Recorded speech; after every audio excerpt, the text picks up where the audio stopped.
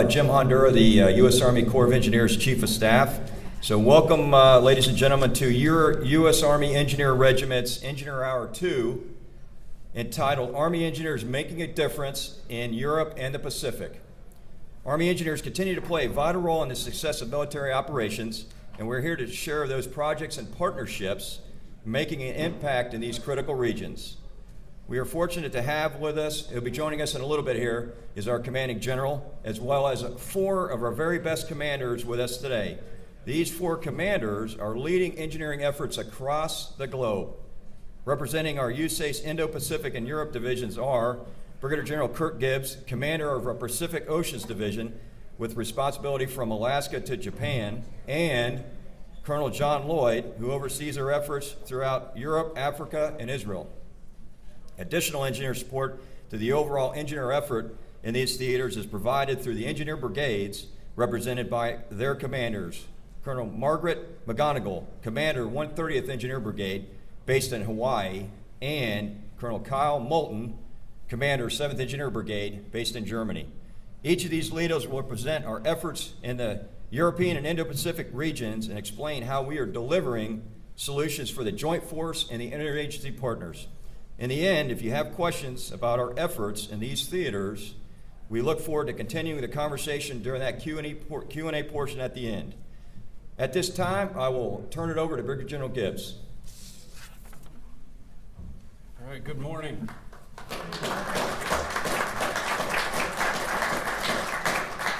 Exactly 1 minute ago, this was about a quarter full. I don't know how this happened. So, Margaret, I started to get nervous. I'd like to say, I don't know how I'm going to cover this in 10 minutes. I mean, what we do in the Pacific is massive, so I'm just going to take John Lloyd's time. And then I'm also going to, since I have the mic, I'm going to put General Graham on the spot. I'm going to ask him some off-the-wall questions and ask him to comment. But hey, I am the POD commander. If you didn't know, I've been out there for about 3.5 years and in my 4th year of command. So a lot of experience. So how I would open this up is about 2.5 years ago, Sergeant Major Gaelic was out there, and I think we were at the USARPAC Commanders Conference. And General Flynn kind of opened things up, and he said, when you wake up in the morning, if you live in the Pacific, I want you to first think about your families. Number 2, I want you to think about what's going on in China and what they're thinking. And so as I present this, I try to, every day I wake up, I try to look through that lens. But make no mistake about it, you'd be surprised. Everything we do out in the Pacific is, our goal is to compete with China or deter China. And I know that may be a stretch on a couple things, but I'll lay that out. 6 major mission areas on this slide. I'm going to touch on each of them very briefly. The overall goal out there, I've got 4 districts: Japan, Korea, called the Far East District, Honolulu District, and then not necessarily in the Pacific, but the Arctic, the Alaska District. We work very hard to fully coordinate all of our activities with the whole of government, whole of U.S. government, and that's our approach. First thing I want to touch on is military missions. It's massive. That's our biggest program. We've got one of the biggest in the Corps out in POD. Host nation programs in Japan, Korea, and then a couple of the things that I'm going to highlight are all about the comms, Admiral Aquilino, 2B posture. The first one, the Kwajalein Atoll. U.S. Army Corps, POD, we have design construction authorities in many less places than NAVFAC, but Japan, Korea, of course on the Hawaiian Islands for whoever hires us, and then Kwaj Atoll, we've got that program. It's about a $500 million program. We just completed a runway. We're putting fuel tanks out there, and we're also working on a pier and a lot of family housing. It's expected to grow that program to $1 to $2 billion within the next 10 years. That one's all about forward posture and posturing U.S. forces and capabilities forward to deter China. The next one I want to touch on, Hawaii infrastructure. Many of you have probably heard that. A lot of failing infrastructure in Hawaii. Been a big focus on utilities.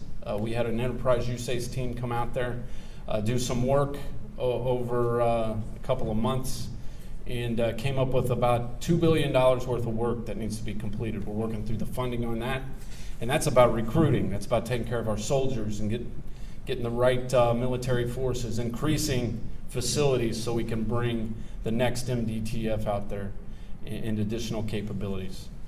And then finally, this morning, I went to Pacific Region breakfast, and General Flynn highlighted and focused on the training center that we've kind of stood up with locations in Hawaii, Alaska as well. No longer send our units to the National Training Center or Joint Readiness Training Center. So it's very, very important. Army training lands retention. We do real estate, the Corps does environmental impact statements. And that is probably, and General Spellman would echo this, that is hard work, a lot of attention on it. And AUSA is in that fight every day as we get to 2029 and the expiration of training land leases. So we're working very hard on that. Now those are just a couple of examples that I gave you. We're doing a lot of work with NAVFAC on some studies with Pacific Deterrence Initiative funding and the forward posture projects that are going to go in the Philippines and numerous locations. So that's military missions. Wanted to keep that short. Last piece I would say, we've had a FEST team in the Philippines for a couple of years straight now, doing amazing work and a lot of support. Every time a senior leader goes out to the Philippines, they stop in and see what our FEST team's doing. So they're doing a great job to support. Civil Works, the second one.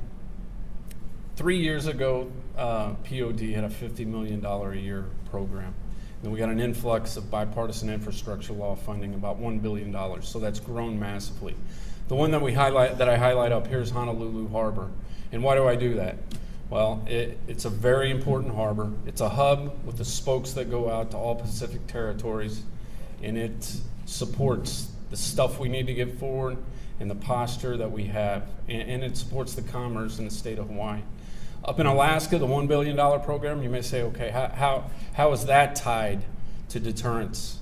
Nome Harbor, the expansion of that harbor, huge project, very important to get some Navy vessels in there, and very important to congressional delegations.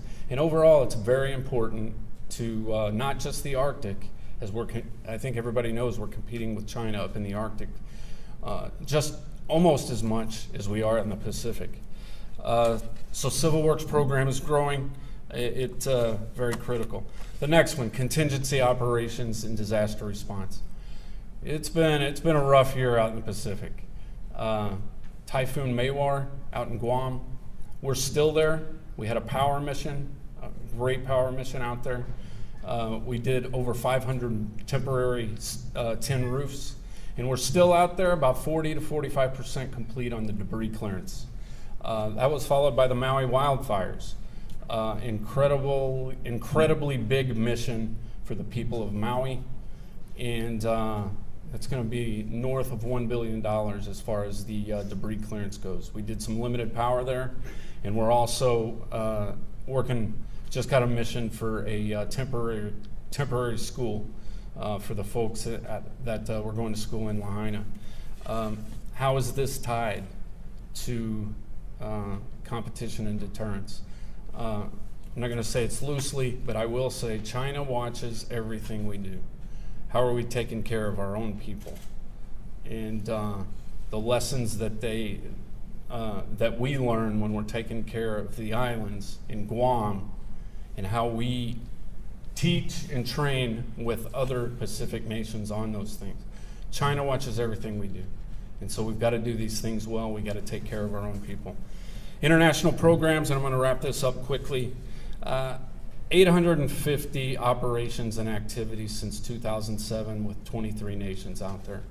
We refer to that as an off-axis capability that opens doors to get stronger military relationships, even in many cases. We've done numerous projects. I could list so many. The C-17 bed-down facilities in India was one of the biggest. But the thing that I want to touch here on, and Indo-PACOM Commander and General Flynn talk about this all the time, is the Mekong River Commission, Mississippi River Commission partnership. It's huge. It's very important. We just had representatives from 4 nations in that Mekong River Commission in Southern California for a period of a week. It's a strong partnership. We lean on that. And why does it exist? Well, China is at the headwaters of the Mekong River, and they've placed a lot of dams. They control the water flow downstream to Thailand, Vietnam, Laos, Cambodia. It impacts them.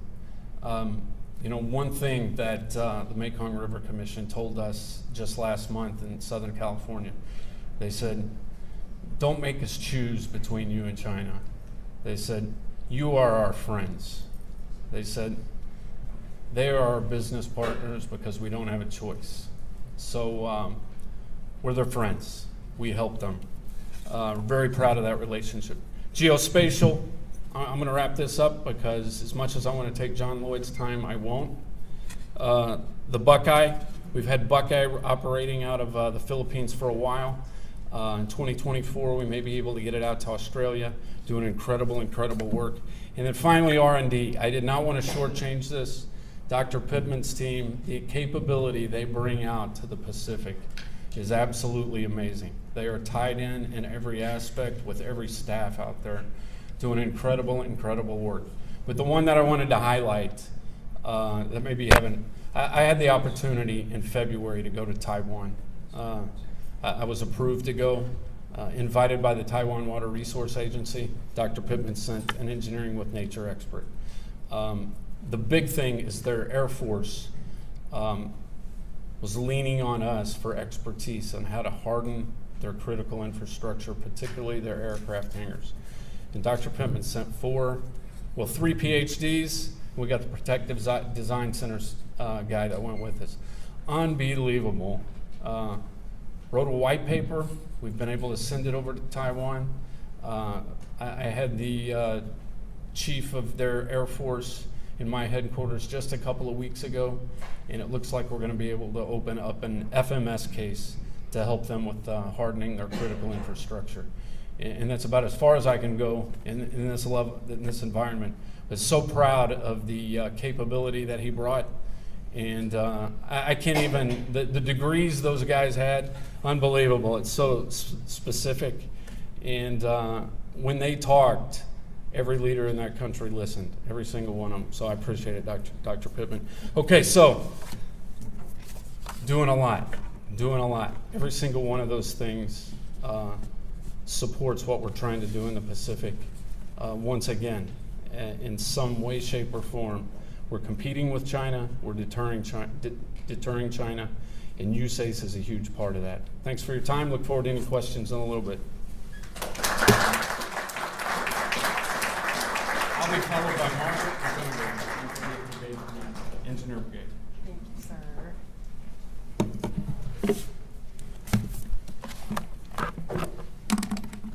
All right, good morning, everyone. Thanks for having me here today. I am Colonel Margaret McGonigal, commander of the 130th Engineer Brigade. We fall under 8th TSC, and General Helwig, thanks for joining us today. That really means a lot to us. So really, this is due to the great efforts of the 130th and the soldiers and leaders that we have. I really couldn't be more proud of them, but they're the one that made this talk possible. So I've got a slide up here. We're going to go over most of it. If anyone has any questions later, just let me know. So I was reviewing my notes last night, and similar to General Gibbs, I could stand up here and talk for 2+ hours about all the great things that the 130th does. So I'm going to try to keep it to about 10 minutes and just kind of hit the highlights. So there's kind of 4 main themes in which we really make a difference in the Pacific for engineers. And so we have Operation Pathways. We've got our ACRC integration, which I talked about yesterday, and a lot of you are in the room, so I'm just going to touch on it really briefly for those who weren't there. We've got our bilateral and our multinational partnerships, and then also our Pacific Engineer Joint Network. And so it's really important to us. So back to Pathways. So what is Operation Pathways? You've probably heard it quite a bit. So it's a series of engagements that we have across the Pacific, and it's how we get after interoperability, either the human, the procedural, or the technical. And it's really our operational approach to campaigning in the Pacific with our allies and partners during competition. So we, as engineers, and sustainers in the 8th TSC, we are in high demand when we do these operation pathways. Generally, we'll do a couple planning conferences where we will take what we did previously and then we'll tailor it to what the host nation wants. And so in a lot of these places, they're pretty good at light infantry because that's what they have. It's relatively economical to have a light infantry division or brigade, but they want engineers and they want sustainers, and they want those engineers to build out their footprint. And so that's what we do. So we'll do tactical exercises with their combat engineers, and then we'll also do some small-scale construction projects with them. So it's really a great opportunity that we have. And so really we've got our exercises underneath Operation Pathways, kind of the highlights that we've done. We do a whole lot of them. These are just kind of the highlights that really highlights our engineer capability out there. So we have Salakanib and Balakatan in the Philippines. This one we did March through July of this year. And this one I spoke of yesterday as well. And this is when we used our C2 out of the 130th. The 130th has the one line engineer battalion, and then we also have the headquarters of the TSC. So with that one engineer battalion, we have limited capability, but we have a robust staff at the brigade level. And we have the same medal and MTEL and responsibilities of any other engineer brigade from any component. And so what we can do is we can plan things out, and we also can provide C2 architecture. And so we sent our construction management team out of our S3 this summer, led by a captain and a very talented Sergeant First Class, and they provided that oversight. So we had 411th, which is our sister reserve unit that's stationed on Oahu with us, come out. And they also were, Guam National Guard was there. The Guam National Guard is partnered in the Philippines. We had an agreement. It took some time, but we did an MOA for them to leave their equipment. 411th then used it, and then engineer units out of the 412th came out and used it as well. So I'm not going to say that everything went smoothly, because it didn't. We learned a lot, and it was really great partnership. And General Lazarowski and his team was really great getting those guys out there. We did 7 or 8 rotations, 2 to 3 weeks each, of some soldiers out of Tennessee. So it was a really great experience, great lessons learned. And then we had Talisman Sabre 23. You probably heard a lot about that. We did joint logistics over the shore, joint petroleum over the shore. The LSVs, logistics support vessels out of the STB, were out for 90 days. And now they fall under the 130th, super proud of what they did. But our engineers were out there too. And we did the joint petroleum over the shore. We did the inland petroleum distribution system, something that I didn't even realize we did as engineers until we got the mission set. So we had to dig in some of the doctrine, dust off some old things, send the mission. What had occurred is about a battalion level mission, and our battalion had already been committed to Tamiyak Strike, which I'll talk about in a minute. So we had to come up with another engineer battalion like headquarters to do this mission. So it was over the Christmas holidays. I called my DCO, very talented lieutenant colonel, and I said, hey Dan, what are you doing this summer? Do you want to go to Australia? And so he took our HHC, he took our brigade TAC essentially, formed a battalion-like headquarters, and he led and planned it. Did an absolutely phenomenal job. We had a very unique command structure out there because our engineer support company had already been dedicated to PNG. We actually, Triple Nickel came out. They sent the 610th. So we had Triple Nickel, 130th working together. We also had engineers from the Navy working with us to do the Marine portion of it. And then we had 339 Quartermaster came off of the Penn to help us out, and then 475th Quartermaster Group provided the petroleum expertise to do the mission. Extremely unique mission, successful. The actual execution of putting in the pipeline and filling it was only like 3 or 4 days, but the planning took weeks and weeks and months. And so they're out there for 2 months in the wilds of Australia. Really fantastic job. Then we had Tamiyak Strike in Papua New Guinea, one of the places that we're really trying to expand. And the 84th Engineer Battalion has been the Army Force Headquarters, or the R4, for the past several iterations. So we have a pretty close relationship with them. Their partnered National Guard unit is Wisconsin. And so we work with the Wisconsin National Guard whenever we do this exercise. I told our major, I said, hey, figure out anything you can to make this different, make this unique, and make it as combined and as multi-compo as you can. So the C-17 out of Wisconsin stopped into Hawaii to refuel. Our soldiers got on the plane. We put in our MREs and our gear, and we went to PNG and did the mission. They actually got there really quick, too. I was so jealous, because you got to go through about 3 connections to get to Papua New Guinea, but if you're flying on a C-17, it's only about 9 hours. So they did a fantastic job. We were able to have the first time that our soldiers co-located with their soldiers on their bases. There was a lot of Class 1 challenges that we worked through, but we figured it out. And then it was the first time we were able to use the acquisition and cross-servicing agreement to trade goods and services with the PNGDF. So excellent job.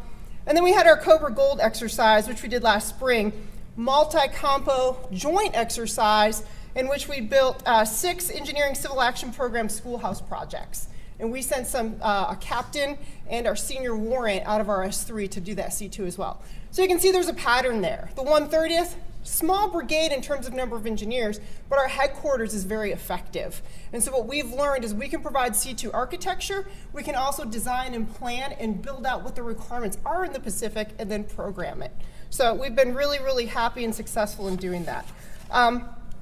Next we have, after Operation Pathways, we're kind of talking about our bilateral and our multinational partnerships. So we have all these great partnerships that have really grown through Operation Pathways, but some of those are really unique because we continue to touch the engineer elements of it. And that's going to go back to Papua New Guinea. I sat down, I talked to their engineer battalion commander. They have 1 engineer battalion, but that guy was super excited to talk to us and super excited to do that partnership. And we're going to maintain those connections that we have. Australia. Australia has 1 battalion that's equivalent to an EAB or an EAD unit for us. Very similar to our 84th. Sergeant Major and I spent a day with them. It was amazing. They have a really, really great footprint, great capability, and they're going to come out for our Pacific Engineer Week next month. The Philippines, 51st Engineer Brigade. That's our sister brigade in the Philippines. They're looking to build out Fort Magsaysay, which is kind of like a CTC-like environment for them. It's our largest training post. So we spent some time with them this summer kind of figuring out what they need and what they want and what we can do in the future. And then, of course, we have the Republic of Palau. If you haven't heard about our Civil Action Team Palau, they are the gold standard for these projects. During the Cold War, we had many civil action teams across the Pacific. In 2004, we inactivated all of them, except the Republic of Palau wanted to keep theirs. And so we've been rotating through it ever since. So it rotates through the 3 services. We do 6 months rotations. Our last team that finished up in February, they were the gold standard. They were amazing. We send a top platoon leader and platoon sergeant, 10 very talented soldiers, and they pretty much do anything for that community related to engineering or support. They do workshops on how to fix your car. They're tutoring for the ACT and the SAT. They are getting Army recruits. They recruited 29 soldiers into the U.S. Army. So a really phenomenal experience, not just for their soldiers, but for the U.S. Army. And that template, if we grow that program, is really what that team did. And then we're going to send them back out next February for the next rotation. And then most recently, I went to Sri Lanka with General Helwig, where we went to an environmental conference, and then we met with some of the leaders of their army to say, hey, what can we do in Sri Lanka? We don't do a whole lot out there, but they're really interested in some of our DISCA, HADR capabilities, MPs, chemical, EOD, and engineers to kind of get after some of their problems. So it was an extremely great experience. We really enjoy what we do out there. And so then ACRC integration. I talked about it a bunch yesterday. Just to hit the highlights, right? We can provide that C2 architecture from our headquarters. And then also we have that training and oversight. We are so fortunate to have the 411th, falls under the 9th MSC, but they're just down the road from us. So not only can we train with one of our downtrace units, but our soldiers can learn from each other. And we really love this. So a tight relationship. We generally give them an active duty captain to serve as their HHC commander. Helps our KDQ, helps grow the knowledge base, and it's really a win for everyone. And then we have routine engagements with the 412th Theater Engineer Command. Over 10,000 engineers, a lot of equipment. We're trying to figure out how to get them forward. Pre-station equipment, get the soldiers out, and really build out the Pacific and get some sets and reps for the team. And then last, we just have our joint engineer network. You know, I'd be remiss if I didn't note that, I mean, this is by far the most joint job I've had. It's the most joint theater. We can't really do anything or any exercise where we don't have the Marines, the Navy, you know, the Seabees, PACAF out there. Pretty close relationship with PACAF. They just stood up an 06-sized element in Guam. So now the Navy has the 30th Naval Construction Regiment in Guam. We have the 130th. And now they have the 365th. That's going to take rotational units into Guam and do airfield support. So it's really great that we kind of have the 306s that can kind of lean on each other and talk to each other as well. And then out in Guam, they also have the 554 Red Horse. They do a lot of exchanges with our 84th. We go out there and we do some of their silver flag exercises. They're the experts on airfield repair, so we do a lot with them. And then, of course, Compact Fleet, 30 NCR, the Naval Construction Regiment. 30 NCR is in Guam as well, and they provide oversight to our Cap Palau team. So every time they need something, they actually have to go to the Navy, and then they tell us as well. So it's a unique relationship. We got Army soldiers working with the Seabees on a regular basis, and vice versa.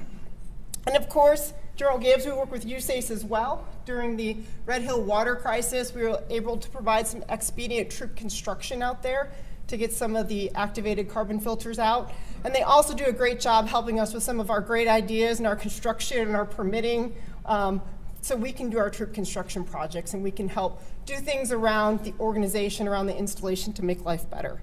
So, and then just, I'd be remiss if I didn't say plug Pacific Engineer Week.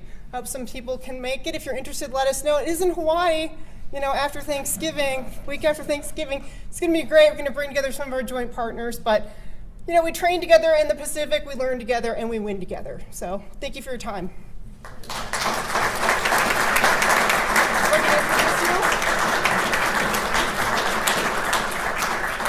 Thanks, Margaret. I am Colonel John Lloyd. I get the great honor to command the North Atlantic Division. Kirk, you said you were nervous. I wasn't nervous until General Graham and General Tickner, two former NAD commanders, walked in, and so now I'm definitely nervous. So I do get the honor to command NAD. My headquarters is in Fort Hamilton, New York, right in the heart of Brooklyn. On Fort Hamilton, very small base. If you've never been up there, that is the only base up in New York City. So it's great to be up there. So I could talk all day about my passion for NAD and what we do. 5 districts in CONUS, from Norfolk up through Maine. And then what I'm here to talk about today is really over in Europe, in our Europe district, and all the great work they do for EUCOM, AFRICOM, USARAF, and NATO. So Colonel Dan Kent, the current district commander over there, operates on any given day over 40 different countries, both through Europe and Africa and in the Middle East and Israel. So he's a busy guy, and that certainly keeps NAD busy as well. So a number of pictures up on my slide of various projects and programs that we're proud of in NAD, and I want to highlight some of those similar to what General Gibbs did out in the Pacific, and starting with our work out in Poland. So when the U.S. and the Poles agreed to a permanent presence of U.S. troops in Poland, that has required the infrastructure to go along with it. And as many of you know, we just stood up our first garrison over in Poland. We continue to build out the garrisons over in Poland with 114 agreed upon projects. And originally the amount for that infrastructure was about $3.5 billion. And already the 49 projects that we have underway from that 114 is around achieved $2 billion, as we've seen market prices and inflation and the Ukraine war and a lot of things that we didn't expect when we signed the agreement. So I met with my Polish counterparts yesterday to talk through some of the projects and where we are on that in the future of the agreement. But we're really proud. We have a great colonel on the ground, Colonel Eric McFadden, for those that know him, that runs the program for Polish provided infrastructure for us. And then the district, the Europe district, executes the project with construction and design oversight. So that's a big program. Next, I wanted to highlight our work for Missile Defense Agency. So when General Graham and General Tickner commanded NAD, we completed the Aegis Ashore project under that program in Romania, began it in Poland, and we just completed the construction of the Aegis Ashore project for MDA and the Navy in Poland as well, with a ribbon cutting this December. So we're hugely proud to get that project finally completed. That builds on the Lair Defense program throughout Europe, not just Romania and Poland, but serves the greater Europe and NATO allies. So proud of that program. Next, I want to talk about Rhine Ordnance Barracks Medical Center that we are building to replace Landstuhl Medical Center. This is the largest hospital that USACE has ever built. So cost right now at about $1.6 billion, Chief. It's over 1 million square feet, gross square feet of hospital space. Certainly 21st century hospital to replace Landstuhl. The chief and I have traveled out there a couple nights. First time we saw it, it was just starting construction, ground prep, and then when we saw it this past June, we saw concrete starting to go up and a lot of cranes out there building this magnificent hospital. So we're really proud of not only the construction of the hospital to replace Landstuhl, but our partnership with the Germans to execute this project as well. So we expect the first patient date to be in 2028. Probably a year before that, the hospital will be complete, and then with the Defense Health Agency, they'll fit it out with all the equipment they need for the hospital. But that's great not only for our service members who in the past in Iraq and Afghanistan had to be evacuated out of theater to Landstuhl, but certainly the family members that'll get to use the state-of-the-art facility as well. Next, I want to talk about NATO and two parts of NATO. First, NATO Security Investment Program. Right now, the largest project under that program is the Long-Term Equipment Storage and Maintenance Complex. That project is where APS will be stored, Army Prepositioned Stock 2, currently going from very old facilities into this new facility. Again, state-of-the-art, humidity controlled in all the warehouses. It will be operated by the Poles, about 600 soldier-civilian mix to operate the facility, both maintain the facility and also do all the maintenance on APS. So for all our sustainers out there, I think this is a big win for Europe. Once the project is complete, we plan on either issuing or returning stockage into LTISM-C based on Defender 2024, which is the goal of EUCOM to do that. So we're excited to complete that project as well. NATO 2030, I want to touch on that and USACE's role in that. So NATO 2030 really increases NATO investment in a number of their lines of effort by 25%. And where we're seeing a large increase is infrastructure. And this really goes to how EUCOM and NATO are looking at setting the theater for Europe. And USACE's role in that, one, not only constructing projects, U.S. projects, but also recoupment of projects that are built across the European theater. So we have an office in Brussels, works very closely with NATO and ACT down in Norfolk. Again, very proud of the work that we're doing for NATO, but that 25% increase, a significant amount of construction from a number of the NATO countries as they try to spend money. And a lot of that, even though it was before Ukraine has really set the tone now to get some things done. I think Europe as a whole, with a shift to Pacific, has come back and said, hey, we've neglected a lot of facilities that they now see a great need for. Two last points. I want to touch on schools. We do a lot of work for DODEA, and we do a lot of work in Europe for DODEA, where a lot of the outdated schools are now being built. About a $1.6 billion program, Chief, of new schools going in to Europe for military children and DA civilians that are over there. I've had a chance to tour the schools. They are state-of-the-art, 21st century. I've had a chance to talk to principals, teachers, parents of the schools who are so incredibly happy. And so I just bring that up, especially for the team who's going to go be stationed in Europe, that we see a lot of increases not only in the schools being state-of-the-art. I talked about the state-of-the-art hospital going in, but even down in Vicenza, where we work with NAVFAC to build out the housing out there, brand new housing going in Vicenza, and Chief, you got to see what that's going to look like in the future as well. So we're proud of all those activities. The last point, outside of Europe, but important to touch on, the work that NAD and the Europe District does, I think, is in Israel, since that's forefront in the news right now. So I have 40 civilians and military on the ground in Israel right now, along with their families. We do about $100 million to $150 million worth of work annually for Israel. That's in FMS and FMF.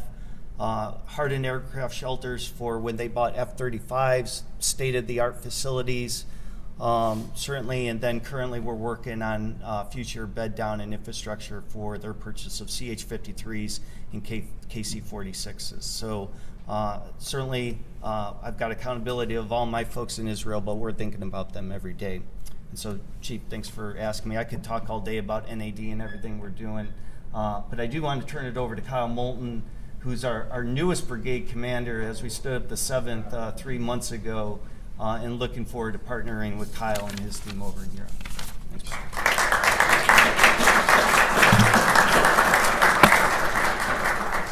So good morning. It is a great privilege to be a part of this group, and as the new kid on the block, I typically wouldn't get the vast majority of the time, but I want to maximize the time that I get to be able to highlight how engineers in Europe are absolutely contributing to the successes of U.S. Army Europe and Africa, and making headways there.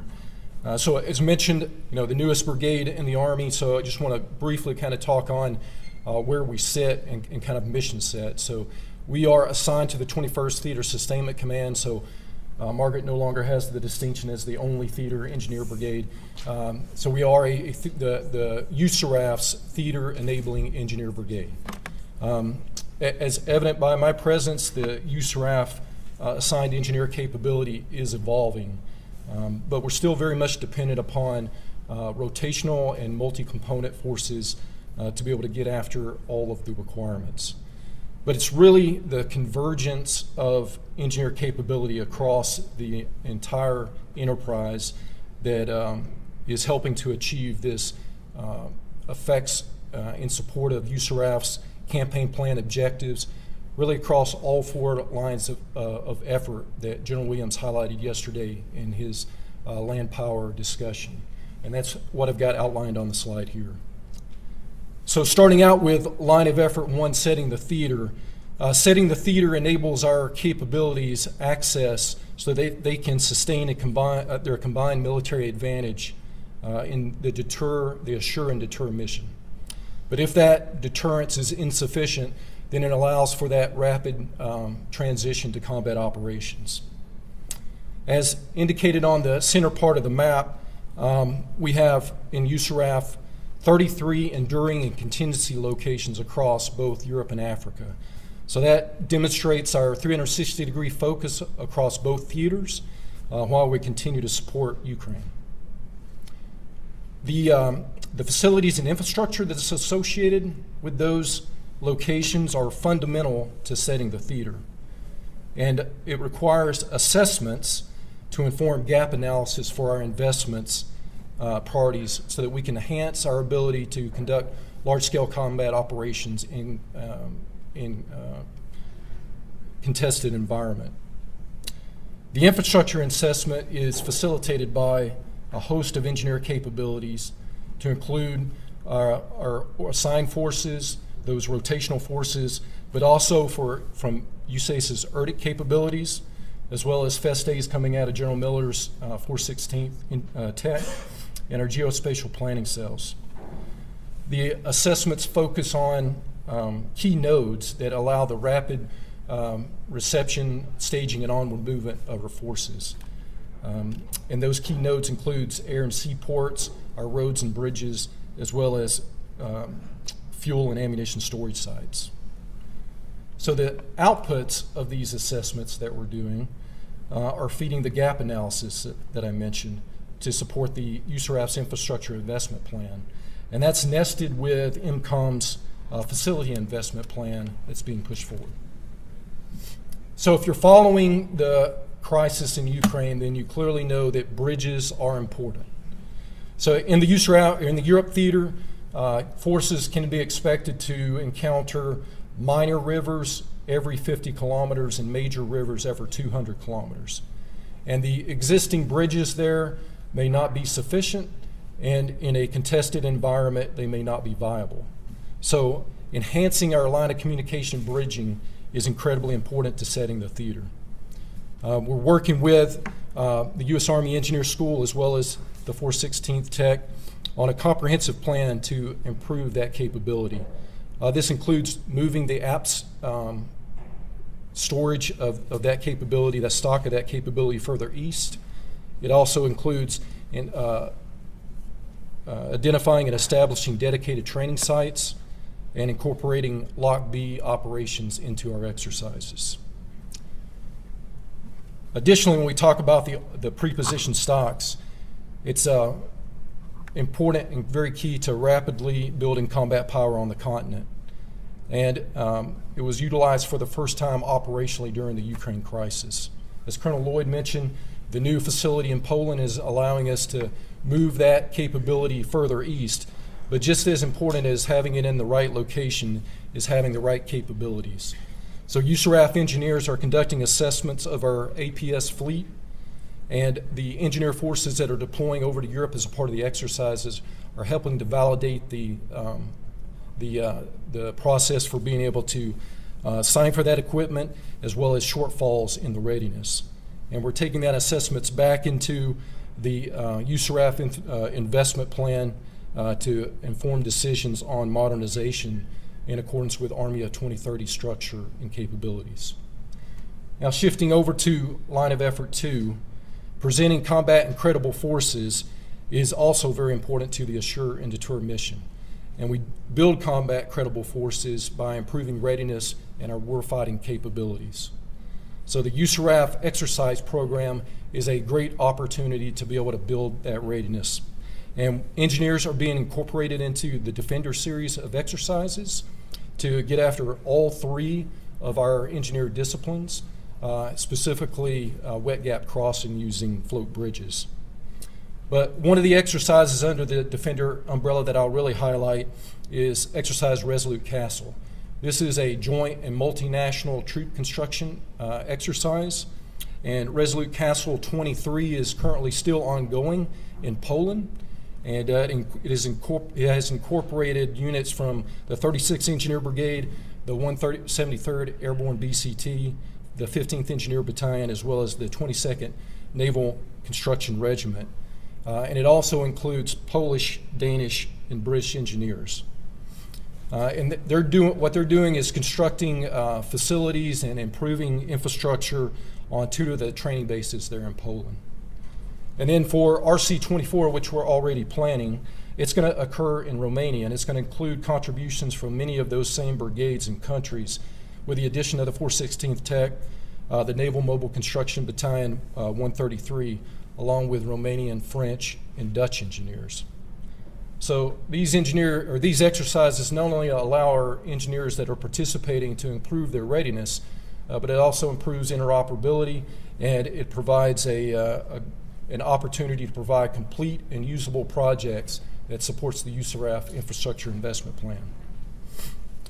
So in addition to these exercises, engineers are supporting Operation Trident Ready, which is the effort to train the Ukrainian armed forces in combined arms operations.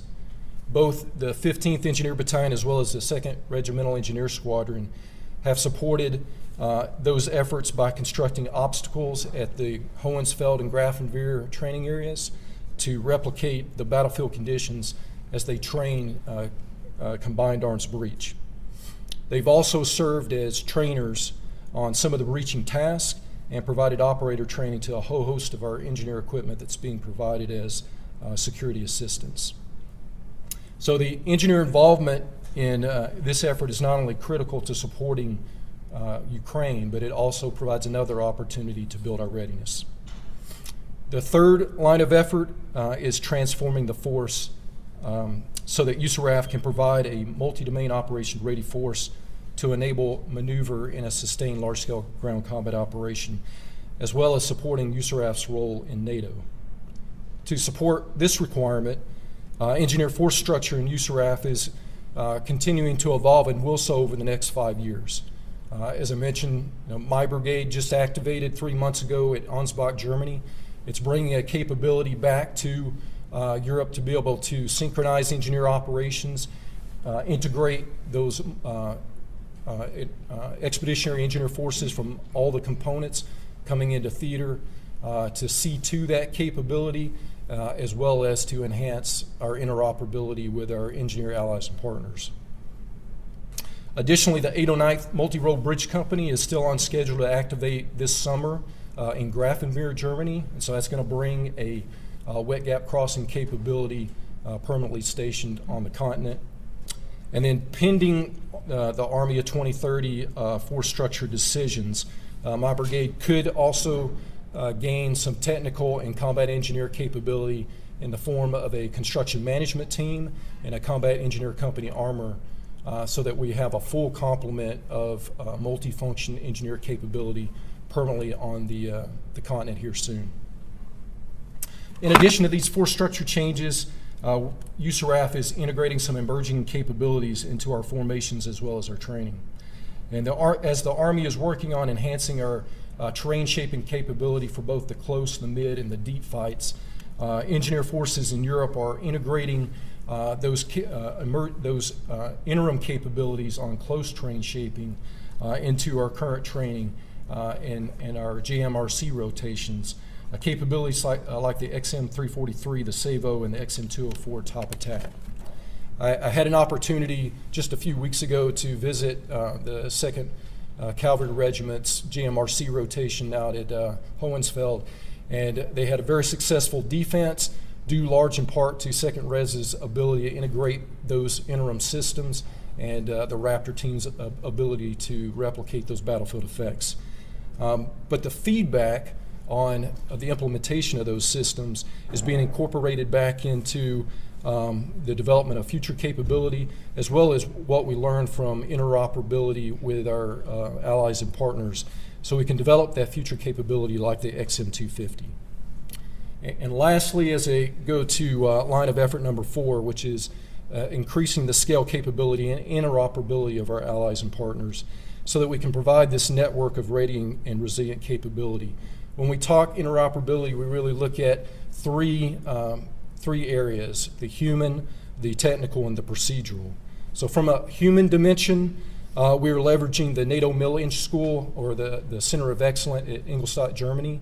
It's a knowledge center that gets after training and education and also doctrine development, so they can better integrate NATO engineer capabilities into NATO operations. But for us, it provides a tremendous opportunity for our professional development of our officers and NCOs, and it provides a forum for us to be able to discuss ideas with our NATO partners.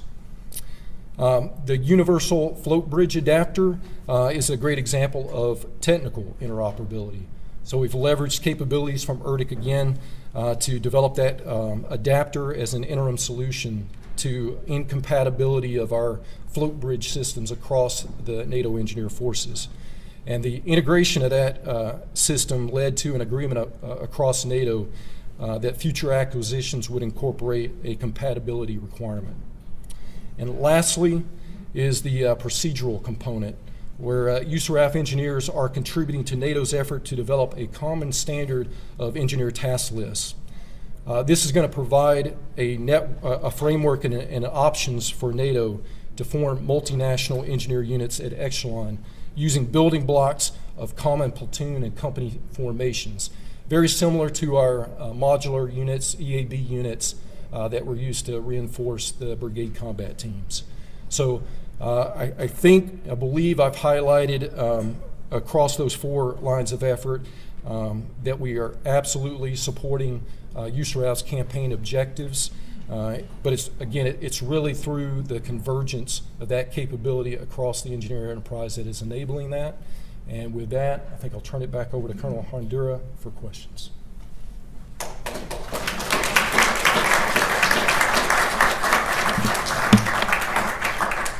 All right, ladies and gentlemen, we'll open up for questions. We've got a hand mic, so what I'd ask is just raise your hand. When you do ask your question, just please state your name and your organization. So do we have any questions in the audience? Questions in the audience? Shy group today. All right. Right here in the front.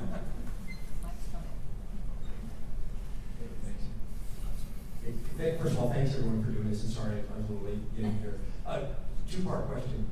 Can all of you talk to, what's the marriage between the Theater Engineer Brigade and the local district or the region on things like our fests?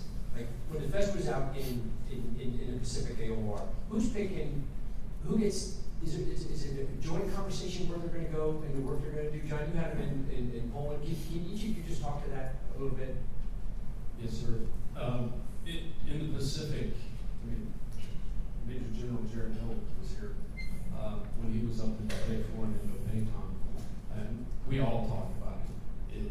I know Margaret's involved with talking to Indo-PACOM and the USAPAC accent, and it's kind of the entire theater's effort on where's the right place to be, and then the engagement as well.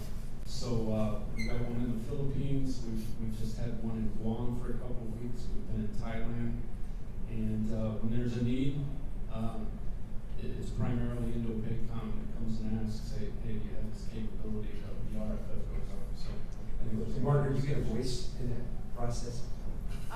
Not as much as I think we could do better, sir. I think we could pull in like an 06 team of engineers, and we're building that from the grassroots. But I know that they go through Indo-PACOM, so I talked to Captain Chris Coggins, who's in J44, and he does provide feedback, but not necessarily on the front side. Usually on the back side, we get the feedback from it. Okay. John, how are you? Yeah, good question, Chief. Let me level the bubbles if you're not familiar with Forward Engineer Support Team. So I have two in NAD. They are ready to deploy worldwide. One sometimes goes out to the Pacific to support them out there, and then the other one goes here. So they work for USARAP. USARAP pays the bill. Mike Gaffney sets their priorities, where they're going to go, and the work that he needs them to do. And as of late, that work is ever evolving, especially with support to Ukraine. Think, hey, we've got troops in Poland, we need a base camp, hey, FES team, can you go do that for us? So he sets the priorities of where they go. They are tied into the district for support. So FES team typically has 2 service members. One of my FES team, we actually have a CB NCO who works with our major, and then to round it out, a bunch of civilian expertise, technical expertise with structural, environmental engineers, whatever we need, and some real estate help supported by the district. So that's how they operate in Europe. I think it's very similar, and Kyle, colleague chief, doesn't ever touch that, although the point taken that Kyle certainly could work with Mike Gaffney to help develop where our best needs are supported. And so don't touch where they get employed. That's driven by the USARAF infrastructure investment plans. The one that NDIS prioritize very much like the FIP, and that drives where they go. The opportunity for us is now there's a capability to help integrate and see to that as they're coming into theater and working those markets. Okay. Oh, that's helpful. Second part of my question, completely different topic. And this can be to anybody in the room, but I'll start with the panel.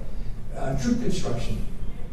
For example, the 15th or the 84th, is there a backlog for our battalions on troop construction requirements? Are they looking for training opportunities? Sir, so generally, because we just have the one company, the 561st and active years, so as you know, sir, we have nearly turned off our troop construction program, to be honest, because moving west of the IDL is usually our priority. We just don't have the capacity. We do some projects, but a lot of the projects we were getting, if it's something that the unit can do themselves, or the BEVs, we can train the BEVs to do basic concrete. We'll do this project with them and have them do it. Because we were getting a lot of projects that were really contributing to getting after our metal and those tasks, like the tasks that we really need to get done. So we have a very small troop construction program. We do still have it, but it's not where it used to be just because of the focus of West. That was it. I'm just thinking in terms of training opportunities that might be needed. Okay. So there's absolutely a plethora of opportunities for troop construction in Europe. The 15th engineers are very well employed. We try to focus on the forward operating sites, again, getting after those priorities on the USARAF infrastructure investment plan. But 7th ATC at Grafenbeer and Holmesville, they have a plethora of requirements as well. The important thing to note is the desire is complete usable projects out of that. So the training objectives kind of become a secondary piece, but provide a great opportunity that we would get, especially for working. Okay, that's helpful. What about back here going to the city?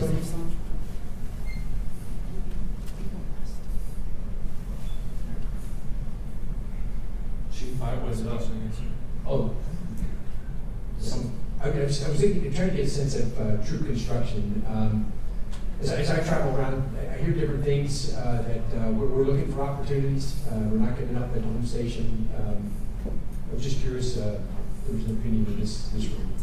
So, Yeah. so Thanks, from Arvin. the 36th Engineer Brigade, I'll jump on that one. For us at Fort Cavazos, we have a plethora of projects that we do regularly.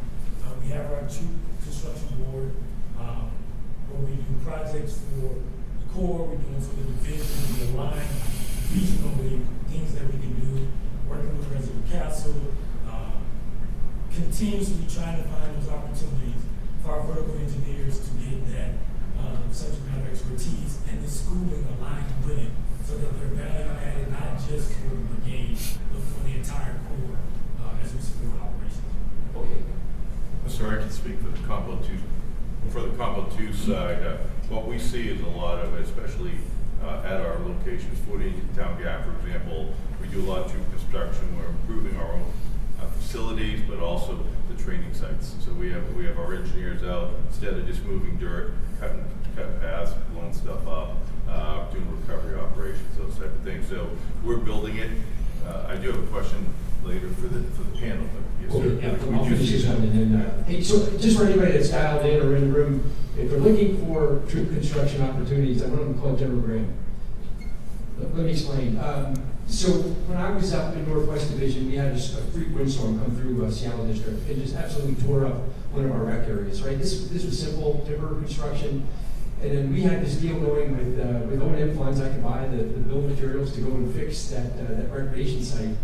But we ran into the core wall. You can't put soldiers on a civil works project.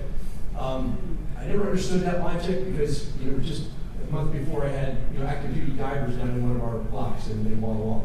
So anyway, that's behind us now. And so we have a lot of rec areas in the Corps that need some simple work, some simple vertical and horizontal work. And I think that's behind us now, where we can actually fund that through O&M, the repair of those sites. And I just think there's some opportunities, training opportunities, where we can help each other out. Sir, I just wanted to add, Yeah. there is a desire on the ground when there's like the Red Oak crisis, Margaret. There's a desire for soldiers to be out there making an impact, developing, not just USA's contractors. So Yeah. it was one of the coolest things when then Steve Kalush's brigade came in and they built the pads for those huge GACs, and then handed it off to USA's contractors as they came in and did the very technical work with the GACs. But there's always a desire to. 249th has helped us immensely in Hawaii with the Schofield power issue problem. We needed soldiers helping soldiers in the media, and they were able to do that. So look for those opportunities, and I know these guys, they'd love to send you folks if they can at all. All right, we got time for one more question. Sir, you had a question. Just real quick, on the state partnership program for the panel members, do you have visibility on the engineer projects that are driven mostly by the partner nations? A lot of times we have engineers out in different states supporting, and if you don't, do you want it? Because that is one thing that is managed by the NGB and is put out there. That's a good question. It's funny, until I got to POD, I didn't even know about the state partnership program. But the impact that many of our states have with how aggressive, maybe that's not a good word, but aggressively building the relationship and getting projects like that. I don't have great visibility on it, but I do love when there's a commanders conference at the USA PAC level in Hawaii.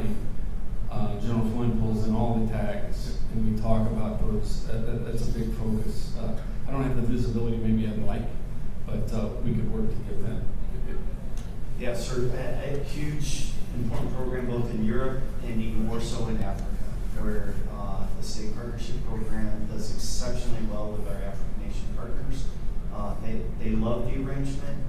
I think from an AFRICOM perspective, not to certainly speak for General Langley, but I would say with the limited resources they get in AFRICOM, that program specifically really helps round out some of the engagements that we do with our African partners. I know that firsthand. Great. So that is managed at NGB level. It's sourced by the states, but it's managed and budgeted through NGB to support the combatant commands. We're happy. We can, my staff, which is one person, can drill down and get the engineer projects that may be in your AOs, and happy to share with you just for situational awareness, and there may be some ACRC opportunity too, whether it's visiting, training, supporting. Maybe there's a project we can't do with our Red Horse or our own people that you guys would be interested in. So I'll just share that with you. All right, we've got one final question. I think General Ram, do you have a question, sir? No, I wasn't going to ask, just from your mind. Yeah. I was going to ask General Kelly if your soldiers are showing up and fit, ready to. Absolutely. Okay. He's going to come through Fort Jackson. All right. But we got to jump back here. And so to the two city brigade commanders, the question is, what modernization priority you think we're missing out on? What are you looking to have out there that you don't have? Just one. So, as I mentioned, the close range shaping, it's huge. We saw the benefits at the GMRC rotation. We've got their own capability, but continued funding, continued investment in long-term solutions that is paying dividends that we're seeing in the CTC rotations. So in the Pacific, we think about equipment. It's hard to move stuff from point A to point B. So we need smaller, improved, more deployable equipment that we can put more on a ship in a container and get it to where we need to be to set the theater server. Closing time? Closing time, Chief. Closing time. It did. Okay, how about a round of applause for our panelists? Thank everybody.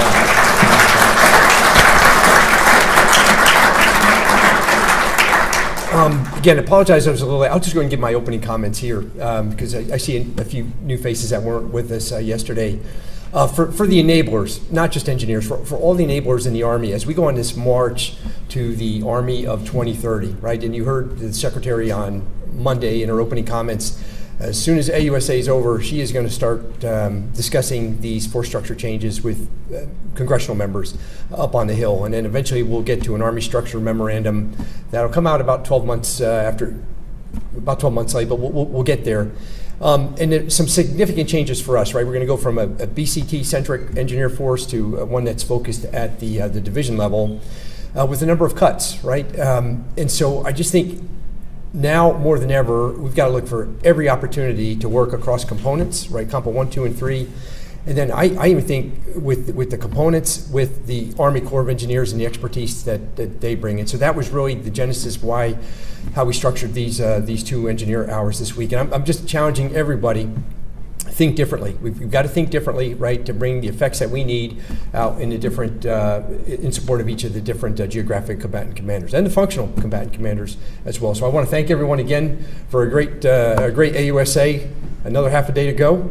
Right, and so I appreciate you getting out and on the floor if you haven't already, and talk to some of our great industry partners, right, to help us through these challenges ahead. Great, thanks everybody.